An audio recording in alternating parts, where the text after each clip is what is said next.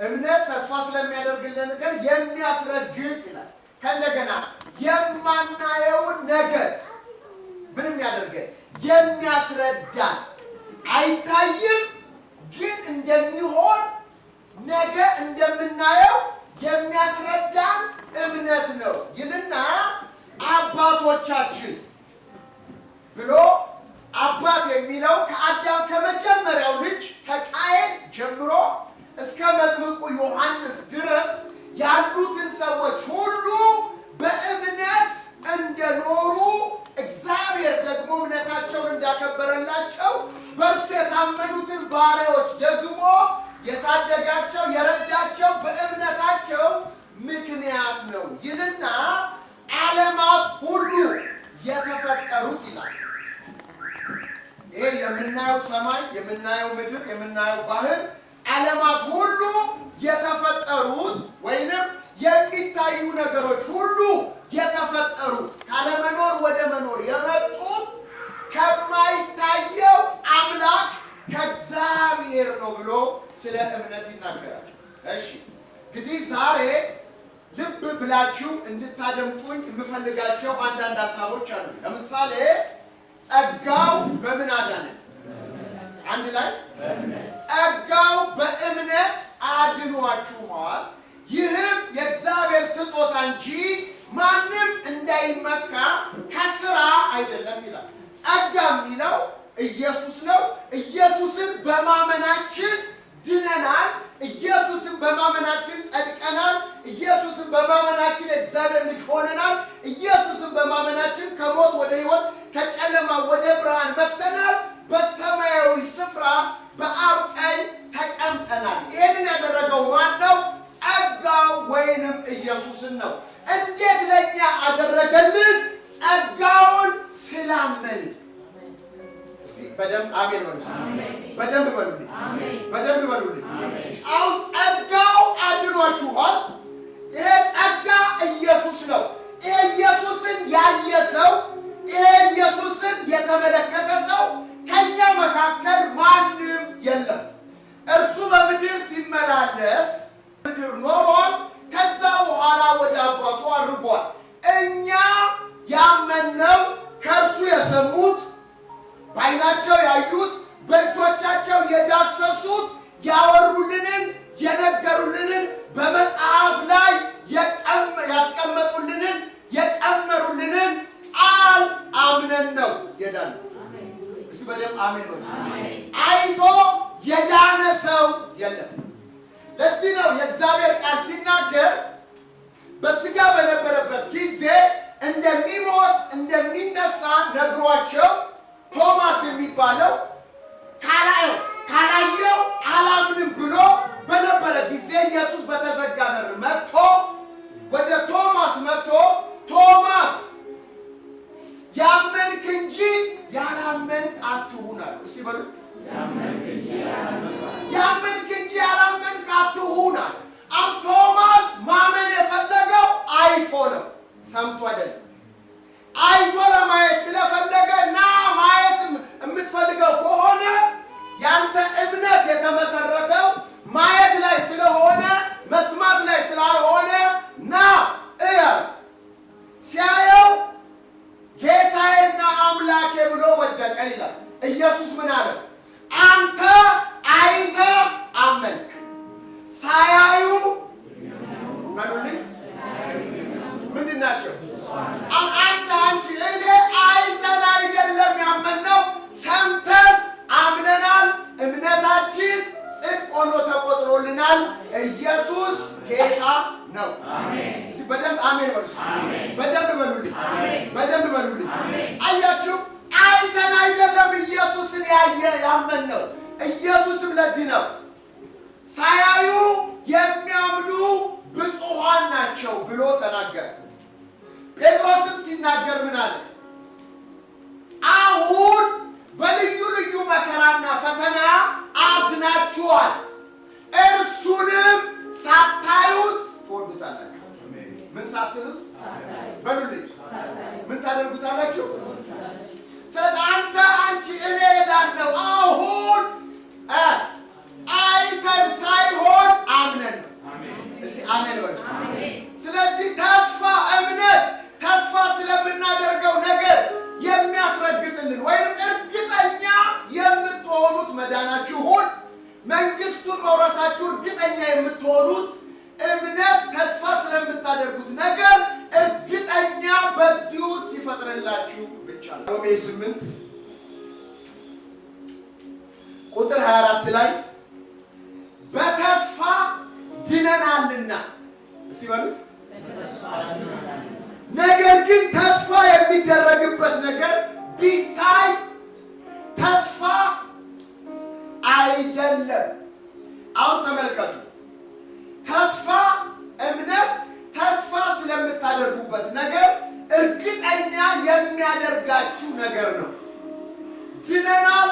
አዎ መዳናችን እርግጠኛ የሚሆነው በእግዚአብሔር ቃል ላይ በእምነት በመቆማችን ተስፋ ያደረግነው እምነታችን ወደ መታየት እንደሚያመጣልን እርግጠኛ ስንሆን ነው። በተስፋ ድነናል። ነገር ግን ተስፋ የሚደረግልበት ነገር ቢታይ ተስፋ አይደለም። የሚያየውን ማን ተስፋ ያደርጋል? የማናየው ግን ተስፋ ብናደርግ በትዕግስት እንጠብቃለን። አየህ፣ የሚታይ ነገር ተስፋ አይደለም። አሁን መዳናችሁን እርግጠኛ ናችሁ? አዎ። በሰማያዊ ስፍራ ተቀምጣችኋል? አዎ። ይህ ተስፋ የሚታይ ነገር አይደለም። የሚታይ ነገርን ማን ተስፋ ያደርጋል? የሚታይ ነገር ተስፋ ሊሆን አይችልም። ተስፋ የሚሆነው በእምነት አምናችሁ የተቀበላችሁት ነገ ያ ተስፋ በሕይወታችሁ ተፈጽሞ በዓይናችሁ የምታዩት ነገር ነው። ስለዚህ የእግዚአብሔር ቃል ሲናገር እምነት ተስፋ ስለምናደርገው ነገር የሚያስረግጥ እርግጠኛ የሚያደርግላችሁ። በተስፋ ድነናል። አዎ። ይህን መዳናችንን እርግጠኛ የሚያደርግልን እምነት ነው። ተስፋችሁን እርግጠኛ የሚያደርገው እምነት ነው። እሺ እንግዲህ የመዳን ምን አለ? እምነት አለ። ያዳንን ምን አለ? እምነት አለ። ጸጋው በምን አድኗቸዋል? በሉልኝ። የዳንበት ምን አለ? እምነት አለ። መዳናችንን ግን እርግጠኛ የሚያደርግልን ምንድነው? ተስፋ ነው ይላል። የሚያየውን ማን ተስፋ ያደርጋል? የማናየውን ግን ተስፋ ብናደርግ ያ ነው ተስፋ ብሎ መጽሐፍ ቅዱስ ይናገራል። እሺ ድነናል። ከዳንን በኋላ አማኛውን የምናገረው ስለኛ ነው። ድነናል። የዳነው አማኞች ደግሞ በዚህ ምድር ላይ የምንኖረው በእምነት እንጂ በግምት አይደለም።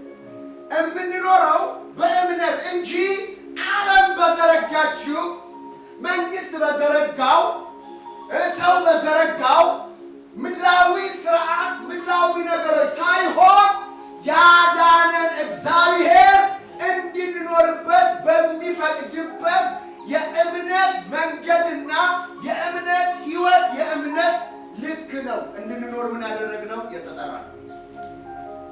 አሁን ጸጋው በእምነት አድኖናል።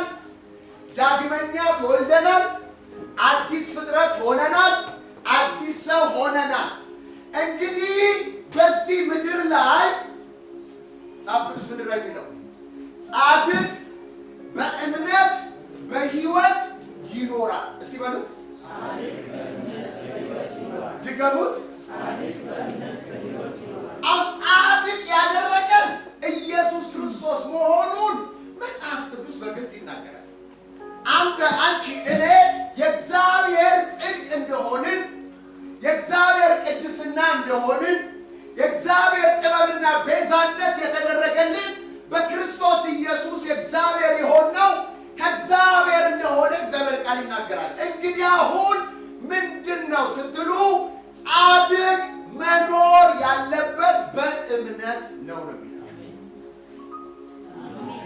አሜን በሉ። ጻድቅ የሚኖረው በምንድን ነው? ያዳናችሁ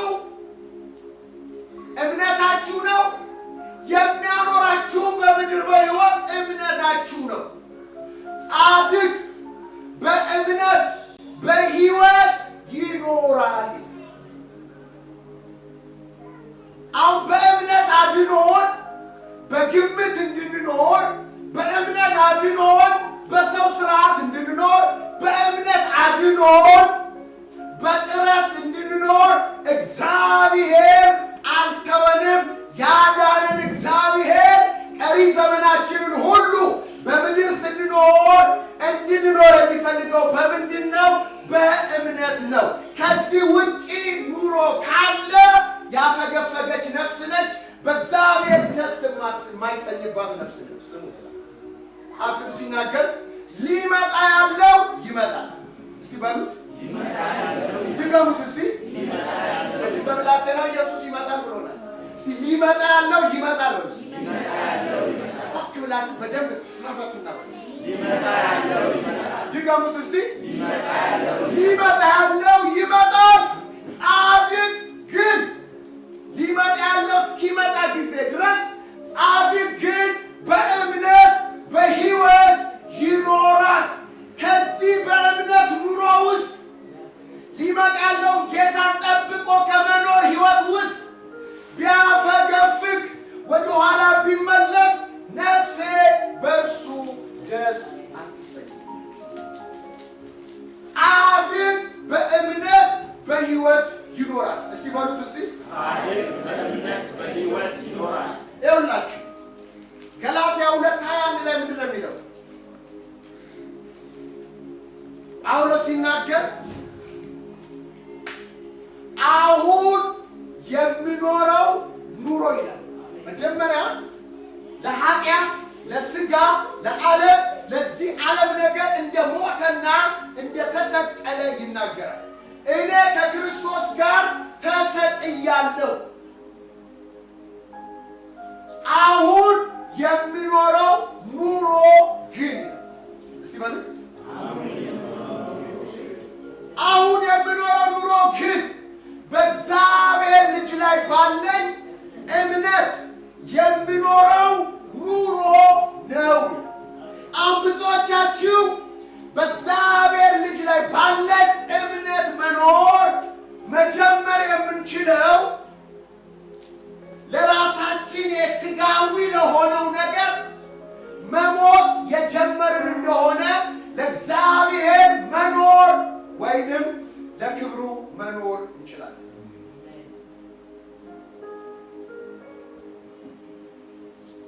ያው ስሙን ጻፍ ቅዱስ ቃሉ የታመነ ነው ይላል። እስቲ በሉት ቃሉ የታመነ ነው። እንዲህ የሚለው በጣም ይገርማል። ቃሉ የታመነ ነው እንዲህ የሚለው ከእርሱ ጋር ከሞትን ከእርሱ ጋር በሕይወት እንኖራለን። ብንክደው ይክደናል፣ ብንጸና ከእርሱ ጋር እንነግሣለን። ራሱን ሊክድ አይችልምና ይላል። ስለዚህ ከክርስቶስ ጋር ለመኖር መጀመሪያ ከእርሱ ጋር መሞታችንን ማረጋገጥ አለብን። ለራሱ የሞተ ሰው ለእግዚአብሔር መኖር ይችላል። ስለዚህ በእምነት አድኖን በጥረት እንድንኖር እግዚአብሔር አልተወንም። በእምነት እንድንኖር እግዚአብሔር ምን አድርጎናል? ፈቅዶልናል። አሜን በሉ። ዛሬ ይህንን ካሳየኋችሁ ዋና ሐሳቤ የእምነት እንግዲህ ብዙ ጊዜ እምነት ምንጭ አለው። በደንብ ስሙ። እምነት ምንጭ አለው። የመጀመሪያው የእምነት ምንጭ ራሱ እግዚአብሔርን ማመን ነው። እምነት ማለት በሉት እስቲ አንድ ላይ በእግዚአብሔር በራሱ ማመን ነው በሉት። አሁን እምነት ራሱኑ እግዚአብሔርን ማመን ነው። ይኸውላችሁ ስሙ። የእግዚአብሔር ቃል ሲናገር በእግዚአብሔር የታመነ እስቲ በሉት አንድ ላይ ከዛ እምነቱ እግዚአብሔር የሆነለት ሰው በደንብ ስሙ። አንድ ላይ በሉት ድገሙት ድገሙት ከዛስ እምነት ማለት በእግዚአብሔር መታመን እምነታችንን እግዚአብሔር ላይ ማድረግ ማለት ነው። አጭር ይሄንን እግዚአብሔርን ከማወቅ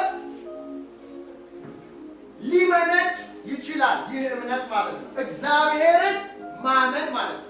አሁን ብዙ ጊዜ መጽሐፍ ቅዱስ ካያችሁ በእግዚአብሔር የታመነ እምነቱም እግዚአብሔር የሆነለት ሰው ይህንና ምስጉን ነው፣ የተባረከ ነው፣ ብፁዕ ነው ይህንና ስለዚህ በእግዚአብሔር የታመነና እምነቱን እግዚአብሔር ላይ ያደረገ ሰው ከውሃ ምንጭ አጠገብ የተተከለ ዛፍን ይመስላል። ያ በጋ መጣ፣ ክረምት መጣ፣ ሞላ፣ ጎደለ፣ ስራ ኖረ፣ ስራ አልኖረ፣ ያ ጉዳዩ አይደለም። በጋ ክረምት ቢመጣ ስሩን ከምንጭ ጋር ያደረገ ስለሆነ ሁልጊዜ ምንድን ነው ይለዋል መጽሐፍ ቅዱስ? ለምለም ነው፣ ፍሬው አያቋርጥም፣ ቅጠሉ አይረግፍም። አሜን። እስቲ በደምብ አሜን። ድገሙት እስቲ። አይ በእግዚአብሔር መታመን አባቶቻችን በአንተ ታመኑ አመለጡ ይላል። የሚያስመልጠን ከየትኛውም ክፋት ከየትኛውም ነገር እግዚአብሔርን መታመናችን ብቻ። አሜን። ጩና አሜን በሉ። ድገሙት እስቲ።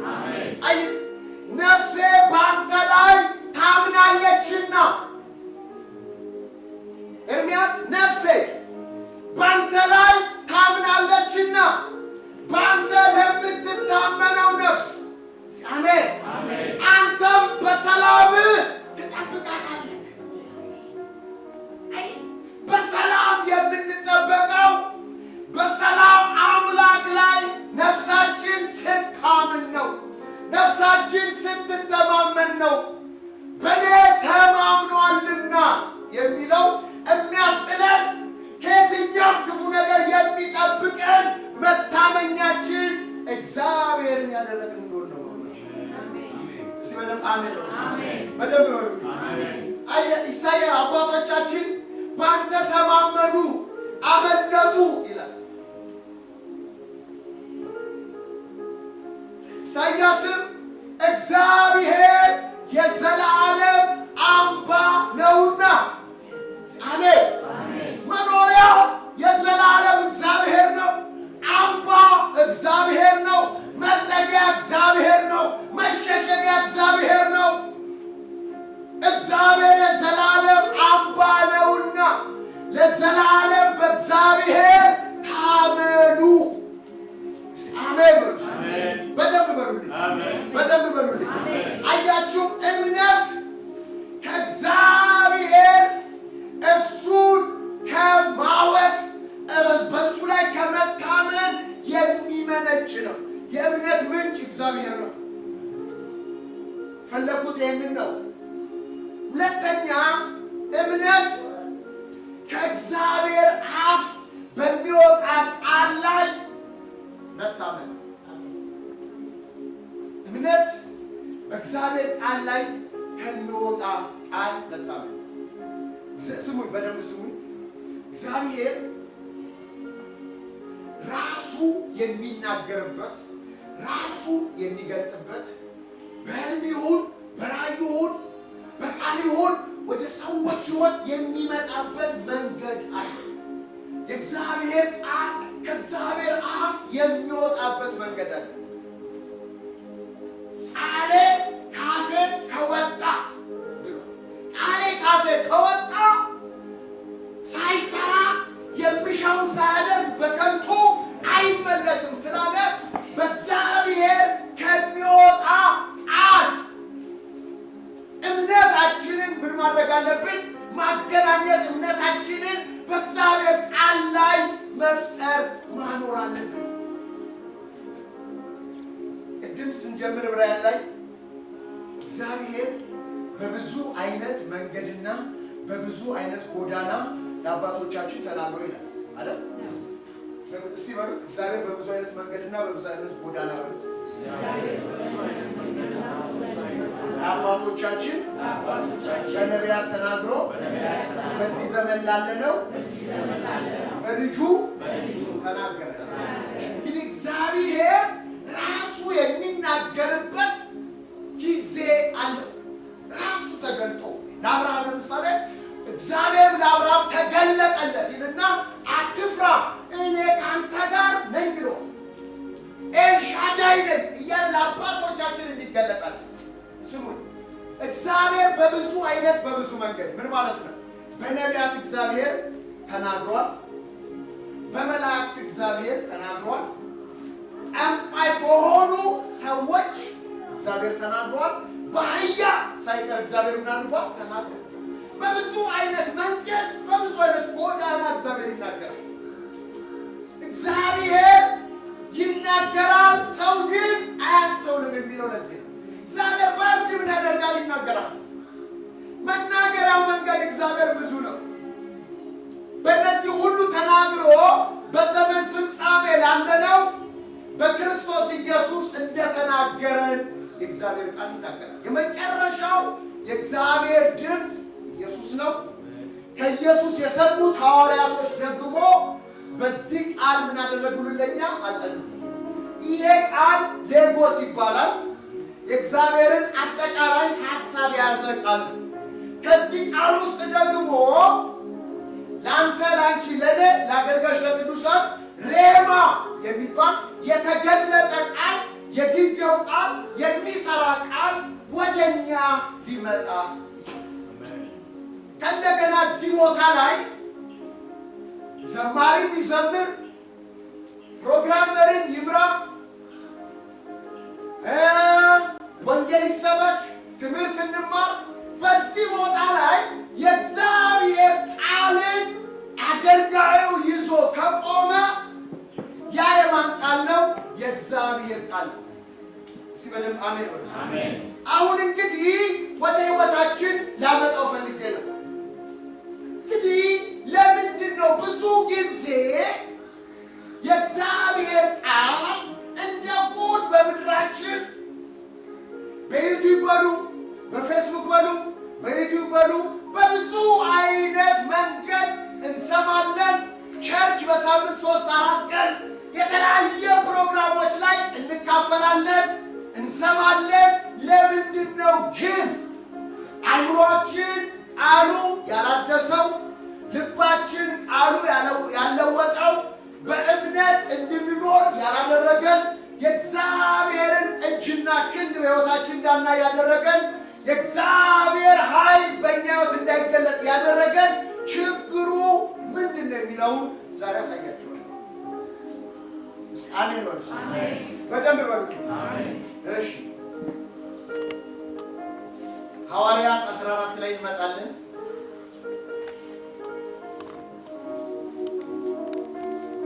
ሐዋርያት ስንታልኩ በልስጥራን እግሩ የሰለለ ከእናቱ ማኅፀን ጀምሮ አንካሳ የሆነ ከቶ ሄዶ የማያውቅ አንድ ሰው ተቀምጦ ነበር። ይህ ሰውዬ እንደኛ በክርስቶስ ኢየሱስ አምኖ የዳነ ሰው ሳይሆን ልስጥራ በምትባል ከተማ ውስጥ ጳውሎስ ከኢቆንያና ከሌላ ሀገር ተሰዶ እዛች ምድር ገብቶ ጳውሎስ ወንጌል በሚሰብክበት ጊዜ የነበረ ተቀምጦ የነበረ ሰው ነው። በደንብ ስሙ። ስለዚህ ሰው ሲናገር ምንድን ነው የሚለው? እግሩ የሰለለ ሰው ነበር ይላል። እንግዲህ እግር መሰለል ማለት ታውቃላችሁ አይደል? መርገጥ የማይችል ማለት ነው። በድጋፍ የሚሄድ በጣም ቀጭን የሆነች ማለት ነው። እግሩ የሰለለ። ሁለተኛ ደግሞ ቆመ። ሁለተኛ ከእናቱ ማኅፀን ጀምሮ ሄዶ የማያውቅ ሰው ነው።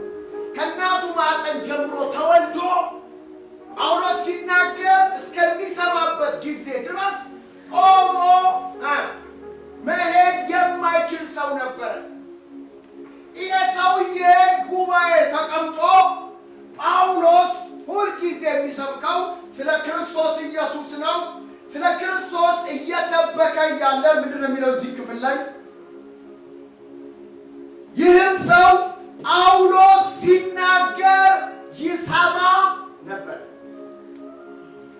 ተመልከቱ፣ ጳውሎስ የሚናገረው መቼስ ሁላችንም እናውቀዋለን። እኔ የተሰቀለው ክርስቶስን ሰብካለሁ ነው የሚለው። የተሰቀለው ክርስቶስን በሚሰብክበት ጊዜ ይህ ሰው ከእናቱ ማህፀን ጀምሮ ሽባ የነበረ በእግሩ ሄዶ የማያውቅ እግሩ የሰለለ ሰው ልክ እንደናንተ ተቀምጦ ሲሰማ ጳውሎስ የሚናገረውን ይሰማ ነበረ። የሚሰማው ነገር ግን በምንድን ነበር ስትሉ ቁልፉ በእምነት እየሰማ ነበር። በእምነት እየሰማ እያለ ጳውሎስ ልክ እንደዚሁ እየተናገረ ስሙ። አንዳንድ ጊዜ እግዚአብሔር የሚሰሙ ሰዎች ካሉ ፈውስ ወደ እነሱ ፈጥኖ ምን ያደርጋል? ይመጣል። ጳውሎስ እየተናገረ ጳውሎስ የሚናገረው ሰውየው ያደምጥ ነበረ፣ ይሰማ ነበረ። ጳውሎስም አየውና ሃሌሉያ እስቲቱን አሜን በሉ። ጳውሎስ አየው፣ ነጥሎ ምን አደረገው? አየው። ነጥሎ ሲያየው እንደሚድን እምነት እንዳለው ባየ ጊዜ እስቲቱና በሉት አንድ ላይ አይቀርም። እንደሚድን እምነት እንዳለው ባየ ጊዜ ይህ ሰውዬ ከእናቱ ማህፀን ጀምሮ ሽባ ሆኖ ተወልዶ አንድ ቀንም በእግሩ ሄዶ የማያውቅ እግሩ የሰለለ ሰው እድናለሁ የሚል ቃሉን ሰምቶ እድናለሁ የሚል እምነት ውስጥ ፈጠረ። ሲባካችሁ አሜን ወርስ ሲቱና አሜን ወርስ መስማቱ አይደለም ቁም ነገሩ። የምትሰማው ቃል እምነት ከፈጠረልህ ያ የሰማው ቃል በሕይወትህ ይሰራል። እስቲ አሜን። እንደሚድን እስቲ በሉት ባካችሁ ጩና በሉት እስቲ እምነት እንዳለው ባየ ጊዜ ከእናት ማህፀን ጀምሮ ሽባ ሆኖ ተወልዶ እግሩ ሰልሎ ሄዶ ማያውቅ ሰው ምን አይነት ጉድ ነው! በሰማው ጳውሎስ በሚናገረው ቃሉ እምነት ፈጠረለት። ከእናቴ ማህፀን ሽባ ሆኜ ብወለድም ሄጄ ባላውቅም ዛሬ ሄዳለሁኝ። ከእናቴ ማህፀን ሽባ ሆኜ ተወልጃለሁኝ። ዛሬ ሽባነቴ ይቀራል። ዛሬ እግሬ ሰልሏል። ዛሬ ስለላው ይቀራል። በእግሬ እሄዳለሁ የሚል እምነት ውስጡ ሲፈጥር የሚናገረው ሰው እምነቱን አየና አንተ ሰው ምን ይላል?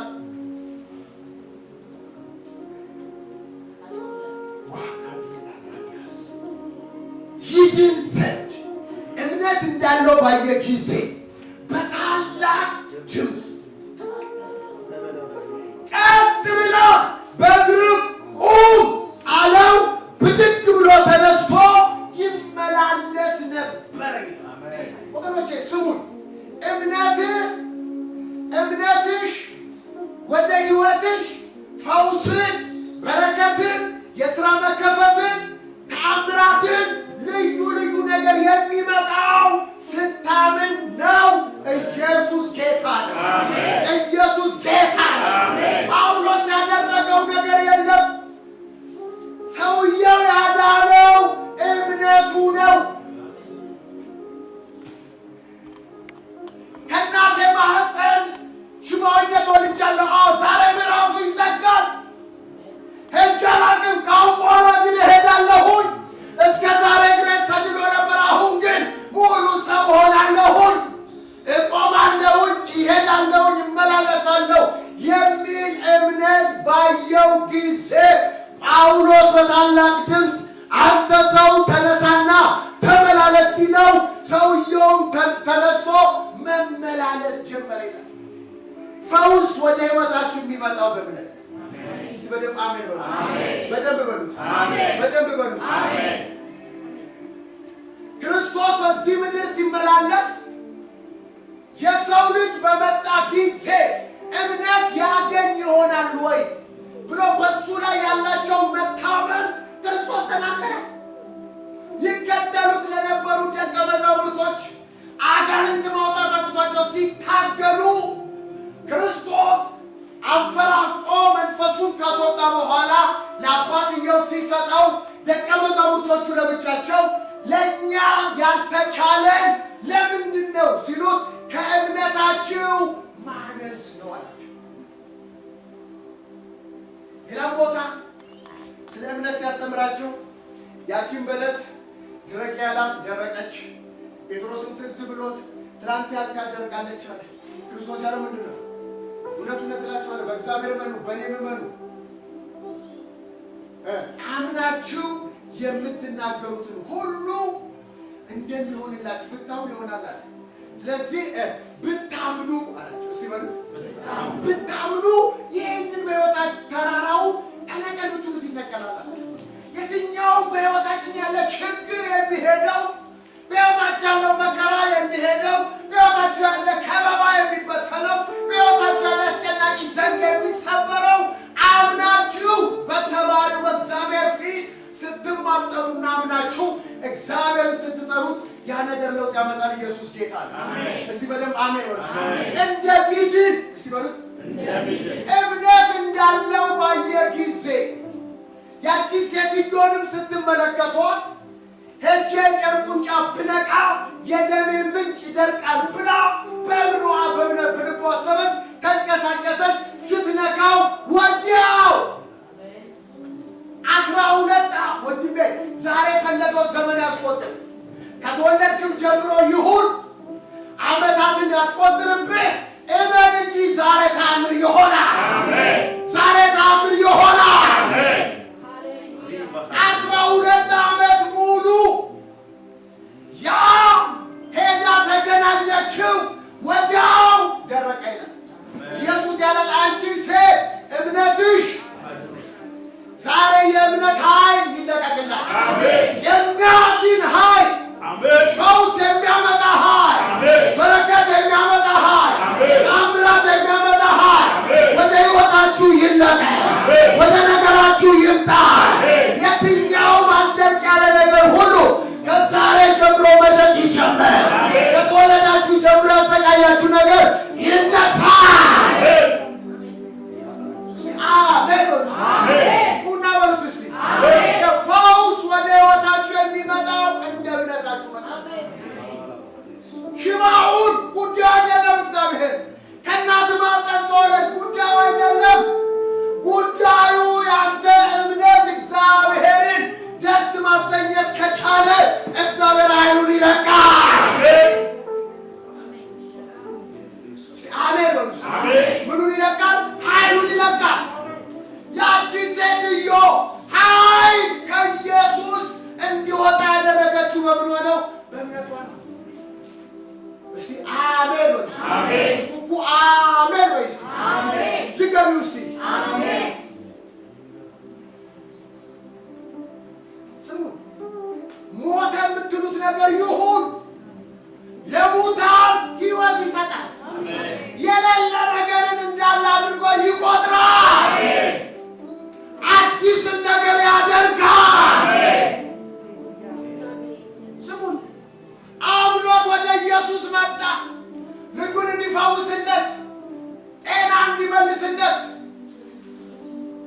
ወደ ኢየሱስ መጣ። ኢየሱስ ጋር ሲደርስ ግን ሌሎች ሰዎች ደግሞ መጡ መርዶ ሊያረዱ። ልጅ ሞቷል፣ መምህሩን አታድክሞት። ሞቷል፣ ሊፈውስልህ የምትፈልገው ልጅ በሕይወት የለም፣ እስትንፋሱ ከሥጋ ወጥታለች። ሰውየው ፊቱ ላይ ሳያዝን አይቀርም፣ ተስፋው ሳይጨልም አይቀርም። ኢየሱስ ግን ምን አለው? እመን እንጂ አትፍራ። አሜን። ዛሬ እመኝ፣ አትፍሪ። እመን ዛሬ አትፍራ። በሕይወት የሚያኖረው ማን ነው? አንተ ጻድቅ ነህ። ጻድቅ በእምነት በሕይወት የሚያኖርህ እግዚአብሔር ነው። መንገድህን እስትንፋስን የያዘ እግዚአብሔር ነው። ለክፉም ለደጉም ፀሐይ የሚያወጣ እግዚአብሔር ነው። ለኃጢአተኛው ለጻድቁም ዝናብ የሚያዘንብ እግዚአብሔር ነው። እመን እንጂ አትፍራ። ብላቴናው በሕይወት አሜን። ብላቴናው በምን ይኖራል? በሉልኝ። ሞቷል ለተባለው ነገር በሕይወት የሚያኖር ጌታ ትንሣኤና ሕይወት የሆነ አትፍራ። ግን ምን አድርግ? እመን። አሜን በሉ። አምናለሁ በሉ። አምናለሁ። እምነት እግዚአብሔርንና የተናገረውን ቃል ማመን ማለት። እምነት ማለት እርሱንና የተናገረውን ቃል አምኖ በቃሉ መቆምና በቃሉ ላይ ቆሞ ማወጅ። አሜን በሉ። አሁን ዋናው ቁም ነገር ፈውስ ፈለገው ነገር ይሁን ግድ የለም። እኔ በእግዚአብሔር አምናለሁ። አሜን። ዛሬ በሕይወታችሁ አዲስ ነገር ይጀምራል። አዲስ ነገር ይጀምራል። ታላላቅ ከአእምሮ በላይ የሆኑ ፈውሶች በዚህ ቤተ ክርስቲያን ይከናወናሉ። በሕልም እየተገለጠ እግዚአብሔር ይዳስሳችኋል። በነቢያቱ በአገልጋዮች እየመጣ እግዚአብሔር ይዳስሳችኋል። ቃሉን ይልካል፣ ይፈውሳችኋል። በተጨነቃችሁበት፣ ተስፋ በቆረጣችሁበት፣ ምሬት በተሞላችሁበት ይሄ ተራራ መቼ ነው ዘወር የሚለው ባላችሁበት ነገር ጌታ እንዲህ ይላል፣ ተራራችሁን ዛሬ ዘወር አድርገዋለሁ። ኢየሱስ ጌታ ነው። ስጩና ኢየሱስ ጌታ ነው። ድገሙት እስቲ። ኢየሱስ ጌታ ነው። እምነት ከመስማት ነው። መስማት የእግዚአብሔርን ቃል ነው። የእግዚአብሔር ቃል በእግዚአብሔር ባሪያዎች በኩል ሬማ ሆኖ መንፈስ ተሞልቶ ኃይል ተሞልቶ በሚያባብል ቃል ሳይሆን በስልጣን ቃል ሲነገር ያንን ቃል የተናጠቀ ሰው ወደ ፈውሱ ይገባል። ወደ ፈውሱ ይገባል። እድል ፋንታዬን በእምነት እናጠቃለን። ድገሙት እስቲ። እድል ፋንታዬን በእምነት እናጠቃለን። አሜን። ግድ የለም። አሜን በሉ። እግዚአብሔር ልጆቹ ናችሁ። እግዚአብሔር ደግሞ ልጆቹን ይባርክና እንደ ፀሐይ ሊያደምቃችሁ፣ እንደ ከዋክብት ሊያልቃችሁ፣ በጨለማ ሊያበራችሁ እግዚአብሔር ጠርቷችኋል። ኢየሱስ ጌታ ነው። ኢየሱስ ጌታ ነው። ሕመምን እግዚአብሔር ይመታል። ደዌን እግዚአብሔር ያነሳል። ደዌያችሁ ይነሳ፣ ስቃያችሁ ይነሳ፣ ሕመማችሁ ይነሳ፣ አመፃችሁ ይነሳ። ከተወለዳችሁ ጀምሮ የነበረ ነገር በኢየሱስም ይመታ፣ በኢየሱስም ይመታ። ከጊዜ በኋላ የመጣ ነገር ይመታ። ያስጎበጣችሁ ይመታ። እንዳትሄዱ ያደረገ ይመታ። ሰው ጋር እንዳትገቡ ያደረገ ይመታ። የሞተ ነገር ይነሳ። የሞተ ነገር ይነሳ። የጠፋ ነገር ይነሳ።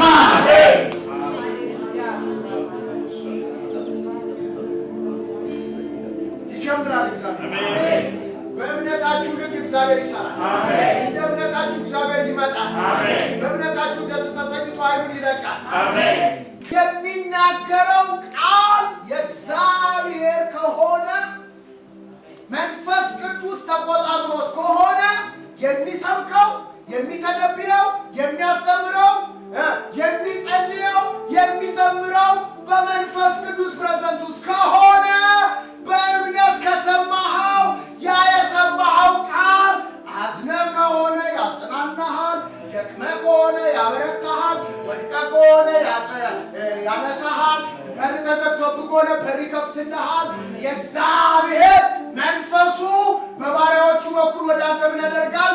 ይመጣል። የዛን ጊዜ ከዚህ ሕይወትንና ጸጋን ተካፍለህ እንጂ ፕሮግራም ተካፍላት መስማት አይደለም። ከእምነት ጋር መስማት። አሜን። ከምን ጋር በሉልኝ? ከእምነት ጋር ከሰማው ተአምር ዛሬ ይሆናል። አሜን። እስቲ አሜን አሜን። ምን አልኩኝ? በሉልኝ። መቼ? ዛሬ። ከእምነት ጋር ከሰማው ተአምር ይሆናል። አይ መንፈስን የተቀበላችሁት በእናንተ ተአምር የሚያደርገው እግዚአብሔር በሕግ ስራ ነው ወይስ ከእምነት ጋር በሆነ መስማት? ይህንን ነገር ሰው ከእምነት ጋር ከሰማ ፈውስ ይመጣል። ተአምር እስቲ በሉት። ድገሙት፣ ድገሙት።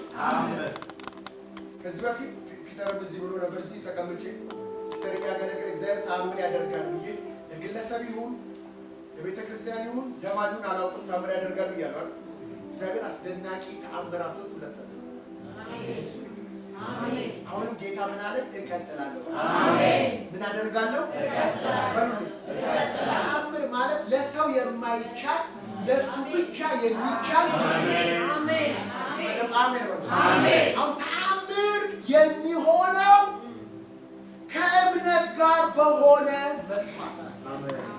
ተአምር ወደ ሕይወታቸው የሚያመጡ ሰዎች፣ ተአምር ወደ ቤታቸው የሚያመጡ ሰዎች፣ ተአምር ወደ ቤተ ክርስቲያናቸው የሚያመጡ ሰዎች ከእምነት ጋር የእግዚአብሔርን ቃል ሰምተው በቃሉ ላይ አምነው የቆሙ ቃሉን አምነው ያወጁ እግዚአብሔር እንደ እምነታቸው ተአምር ያደርጋል። ኢየሱስ ጌታ ነው። አይ ተአምር የሚሰራ መንፈስ አለ። የተአምር መንፈስ ነው። እስቲ የተአምር መንፈስ ሲገቡት እስቲ ወደ ሕይወቴና ወደ ሕይወታቸው የተአምር መንፈስ ይምጣ። ተአምር የሚሰራ መንፈስ ይምጣ። ካመናችሁ ተአምር ይሆናል። ካላመናችሁ ተአምር አይሆንም። ያመናችሁት እግዚአብሔርን ተአምር ብቻውን የሚሰራው ነው። ያመናችሁት ብቻውን ተአምር የሚሰራው እግዚአብሔር የተናገረውን የሚሰራው ቃል ነው። እግዚአብሔርን ስሙኝ። እምነት ማለት መንፈሳዊ ዓለም ላይ የማይታየው እግዚአብሔር ከመንፈሳዊ ዓለም ወደሚታየው ፍጥረታዊ ዓለም የእግዚአብሔርን ፈውስ፣ የእግዚአብሔርን ተአምራት፣ የእግዚአብሔርን ጉብኝት፣ የእግዚአብሔርን ቅባት፣ የእግዚአብሔርን ጸጋ የምንቀበልበት ምንድን ነው? እጅ ማለት ነው። አሜን። እምነት ማለት የእግዚአብሔርን በረከት፣ የእግዚአብሔርን ስጦታ የምትቀበልበት እጅ ነው። እጅ ከሌለ የሰው ስጦታ በምን ትቀበላለህ? እምነት ከሌለ የእግዚአብሔርን ስጦታ እንዴት ትቀበላለህ? ስለዚህ ስሙ። ወደ ገዛ ሀገሩ መጣ ይላል ማርቆስ 6 ላይ። ወደ ገዛ ወገኖቹ ሲመጣ እነሱ ይህንን ጥበብ ከወዴት ስለ ጥበቡ ይነጋገሩበታል። ይህንን ጥበብ ከወዴት አገኘው? የዮሴፍ ልጅ የጸራቢ ልጅ አይደለምን እያሉ ይነጋገሩበት ነበረ። እርሱ ካለማመናቸው ምክንያት የተነሳ ጥቃቅን ፈውስን አደረገ እንጂ ተአምራት ሊያደርግ አልቻለም። ከተማውን ጥሎ ወጣ። እኔ ጋር ናችሁ? ምን ሊያደርግ አልቻለም? አንብቡት። ምን ሊያደርግ በሉልን። መንፈስ ቅዱስ ተአምራት እንዲያደርግ ቃሉ ተአምራት እንዲያደርግ ከፈለግ አንተ እመነው። ተአምራት እንዲያደርገው አንተ እመነው። እግዚአብሔርን የማይታዩ ድንቅ ነገርን የማይመረመሩ ተአምራትን ያደርጋል። ካላመንከው ቃሉን ካላመን ተናጋሪውን ካላመንክ ብሎቼ እግዚአብሔር ይደነቅብህና ባለማመን ጥሎታል። ተአምራት ሊያደርግ አልቻለም። ካለማመናቸው የተነሳ ተደነቀ። ካለማመን ይደነቅብሃል። ካንተ አልፎ ይሄዳል። የዓመቱ አለቃ ግን አንተ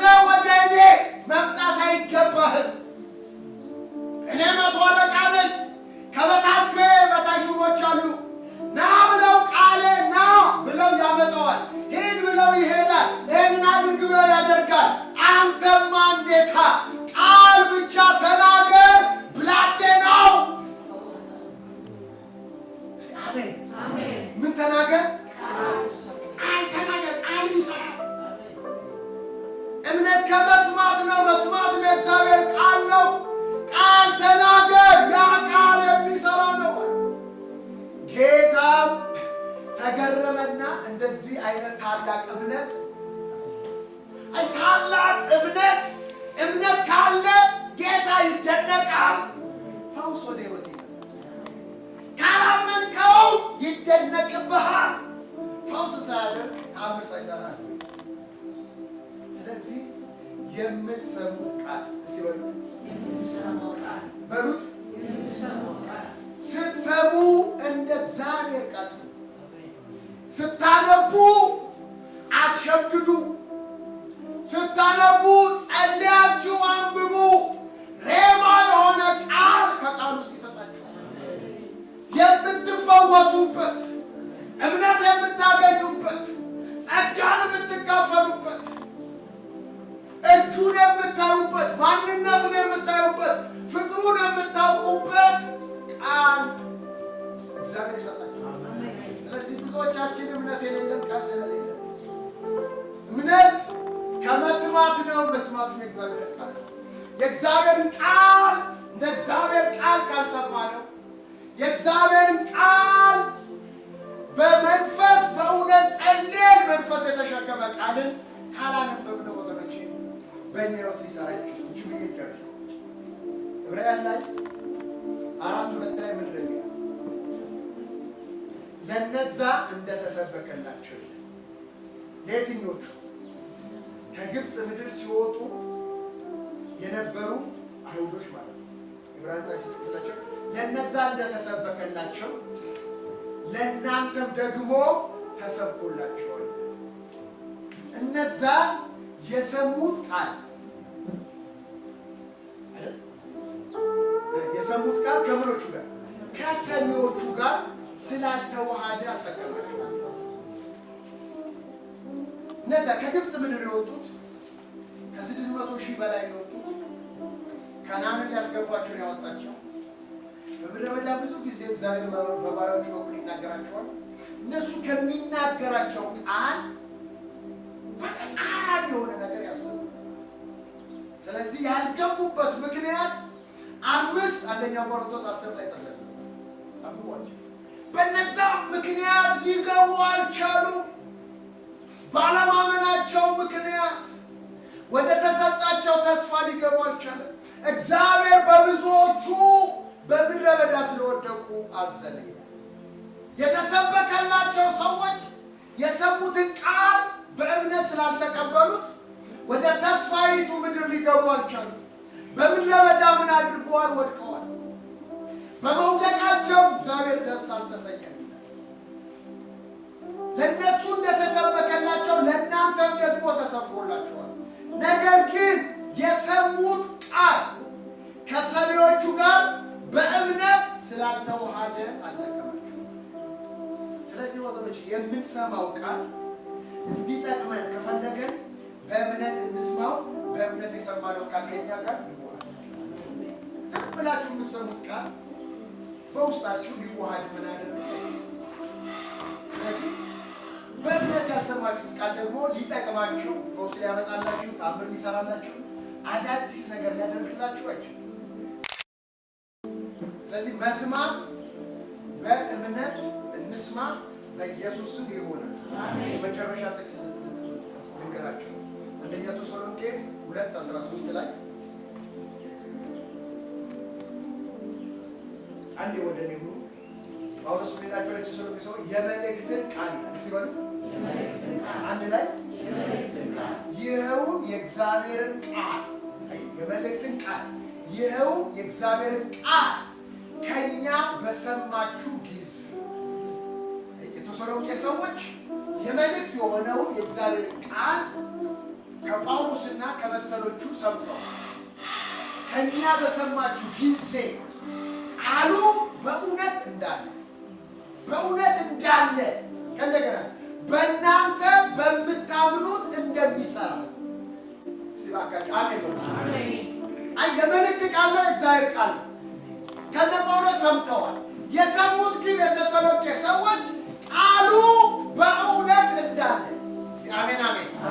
ቃሉ በእውነት እንዳለ በእናንተ በምታምኑት ደግሞ እንደሚሰራ ሃሌሉያ። በእናንተ ቃሉ የሚሰራው በሚያምኑ ሰዎች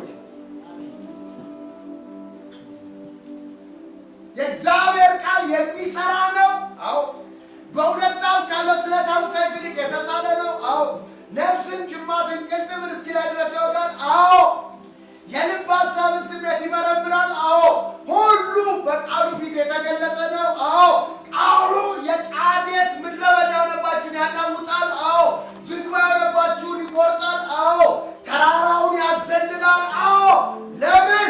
የእግዚአብሔር ቃል የሚሰራ ስለሆነ። ስለዚህ የተሰሎንቄ ሰዎችም በእናንተ በምታምኑ እንደሚሰራ እንደ እግዚአብሔር ቃል አድርጋችሁ እንጂ እንደ ሰው ቃል አድርጋችሁ ስላልተቀበላችሁ አመሰግናለሁ።